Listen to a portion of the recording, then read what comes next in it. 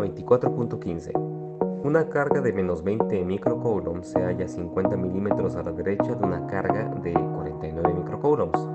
¿Cuál es la intensidad del campo resultante en un punto situado 24 milímetros directamente arriba de la carga de menos 20 microcoulombs? Bueno, tenemos ahora el problema número 15, que hasta ahorita pareciera ser como que el más complicado. Lo bueno es que tiene respuesta, entonces para que verifiquen ustedes que el procedimiento es correcto. Problema 15 dice que tengo dos cargas separadas por 50 milímetros, una de 49, otra de menos 20. Y lo que quiero saber es cuál es el campo eléctrico resultante o el campo eléctrico total sobre una partícula, bueno, un punto P que se encuentra 24 milímetros arriba de esta carga de menos 20. Entonces, lo que tengo que hacer es pensar que se está formando un triángulo entre tres puntos, las dos cargas y el punto en cuestión. Voy a necesitar varias cosas. Para empezar, primero voy a analizar cómo sería la acción de los campos sobre un punto P. En primer lugar, esta carga positiva lo que está haciendo es emitiendo, o bueno, podemos decir que emite, porque recuerden que dibujamos las líneas de campo eléctrico como líneas que salen de ella. Entonces cuando esta línea, por decirlo así, avanza hasta acá, pues el campo eléctrico es algo parecido a eso. Ese campo eléctrico lo representé solamente con esta flecha que se encuentra en la parte de abajo para hacerlo más visible. Y por otro lado, la carga negativa lo que hace es que las líneas de campo eléctrico entran a esa carga. Entonces es como si estuvieran entrando desde el punto P hasta acá abajo. Y este vector lo dibujé aquí. Este vector representa el campo con respecto a la carga de menos 20. Para hacer las cosas más fáciles, bueno, para ponerles nombre, como siempre es costumbre, voy a llamar a este el campo E1, porque se refiere a la carga 1, y este de acá el campo E2, porque se refiere a la carga número 2. Bueno, ahora, tengo que hacer varias cosas. Tengo que sumar esos campos de manera vectorial, pero es un poco más difícil para el campo E1. ¿Por qué? Porque se trata de un vector que se encuentra fuera de los ejes, es decir, no está ni para arriba, ni para abajo, ni a la derecha, ni a la izquierda, sino que forma un ángulo aquí, de manera que tiene dos componentes. Ahora, este vector E1 lo traslado para acá, para que ustedes puedan observar que tiene dos componentes, componente X y componente Y. Necesito saber cuánto vale este ángulo. Este ángulo yo ya calculé que vale 25.6. ¿Por qué? Bueno, la razón es que, como dije, aquí se forma un triángulo de base 50, altura 24, como está acá, 50, 24. Y por el teorema de Pitágoras, yo sé que la hipotenusa se puede calcular elevando al cuadrado estos dos, sumándolos y sacándole raíz cuadrada.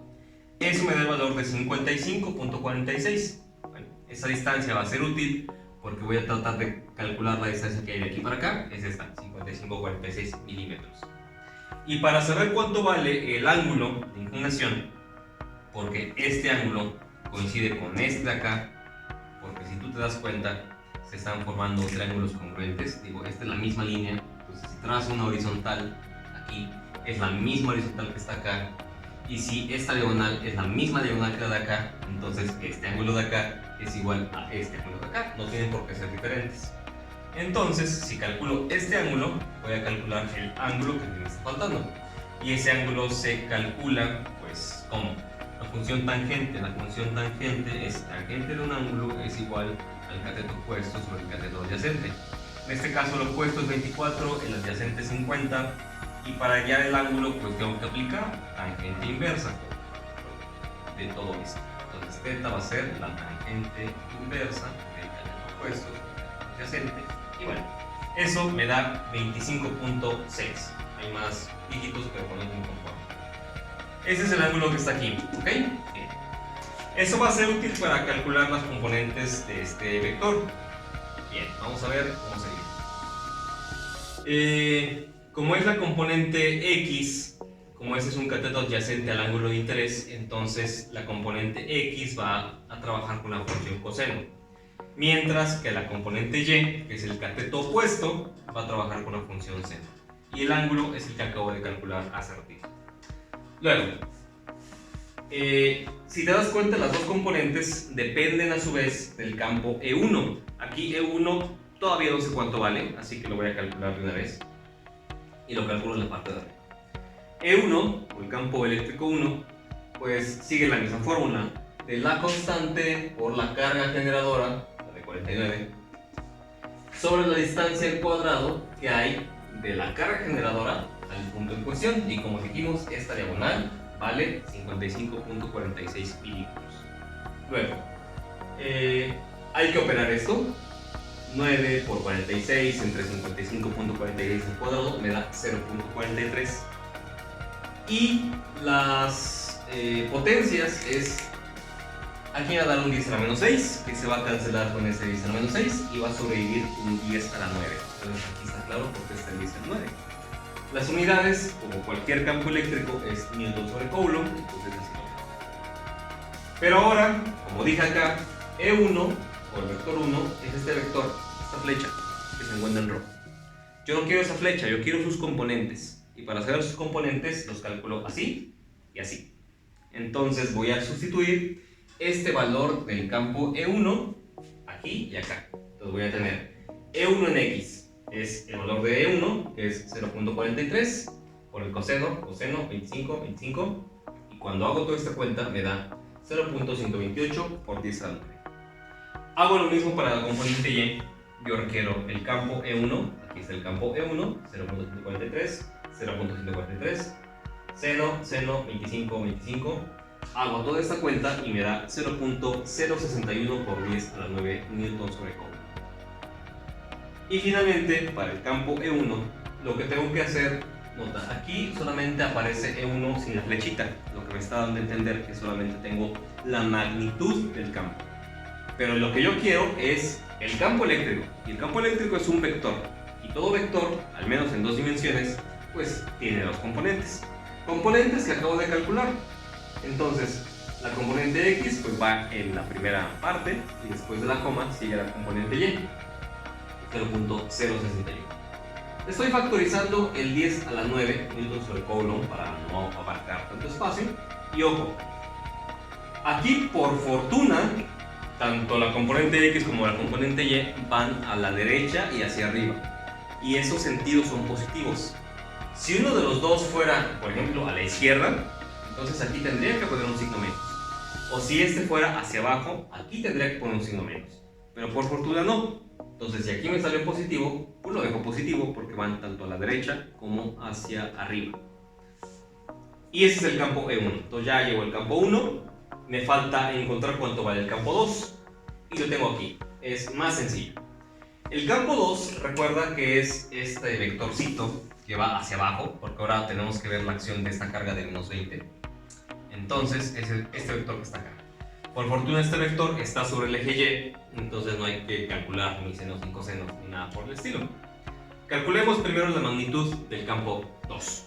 Entonces la magnitud del campo 2 es la constante K, que vale 9 por 10 a 9, el valor de la carga, que es menos 20 microcoulombs, la distancia, que es de aquí para aquí arriba, que son 24 milímetros al cuadrado.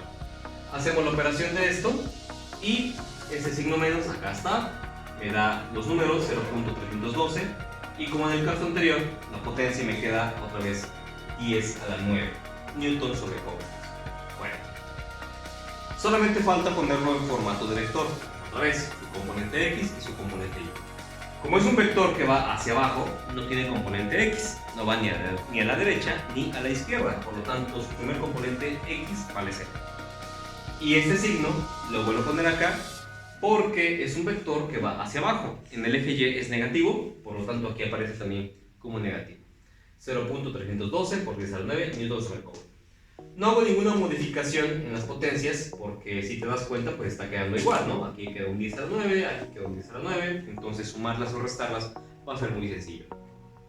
Finalmente, el campo total sobre el punto P va a ser la suma de estos dos vectores, E1 y E2. Pues lo sumo, E1 más E2. E1 tiene 0.128 con 0, pues 0.128. Y la resta de 0.61 menos 0.312 me da menos 0.251. Repito, aquí voy a arrastrar estas constantes porque coinciden parámetros, ¿no? Aquí está y aquí está. Bien. Sin embargo, esta, aunque es una respuesta correcta, no es una respuesta que tiene el libro. Lo que el libro te da no son dos componentes, te da solamente un número. ¿A qué se refiere entonces? Se refiere que está calculando la magnitud de este vector. Y la magnitud de un vector, ¿cómo se saca? Bueno, si yo tengo el vector,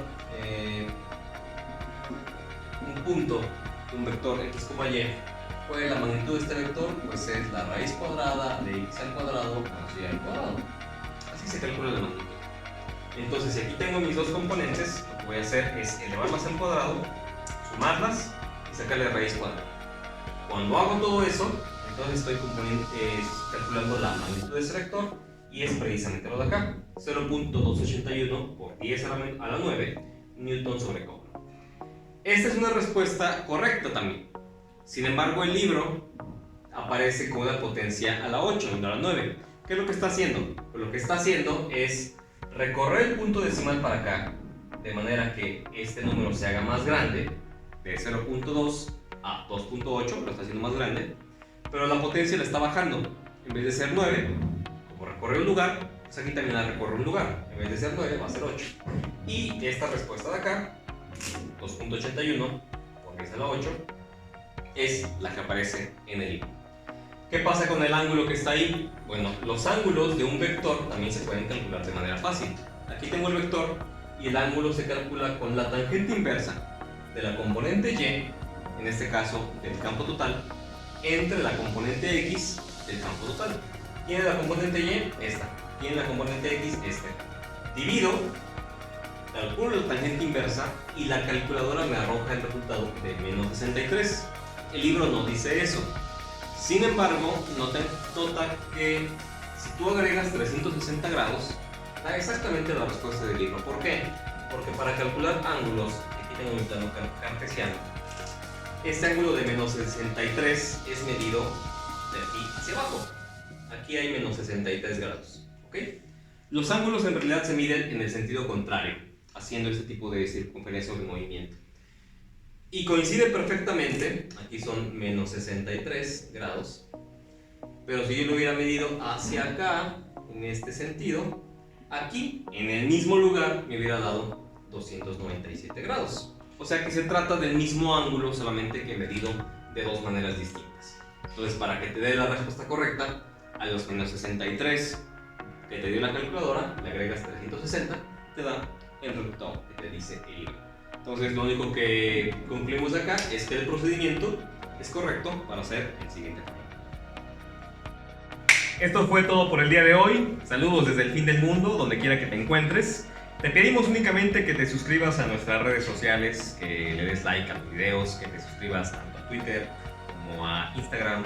Que te suscribas, por favor, suscríbete ya. Nuestros compañeros de producción tienen que cobrar y pues tenemos que hacer algo por ellos. Entonces, te vemos en la siguiente. Adiós. Faltó.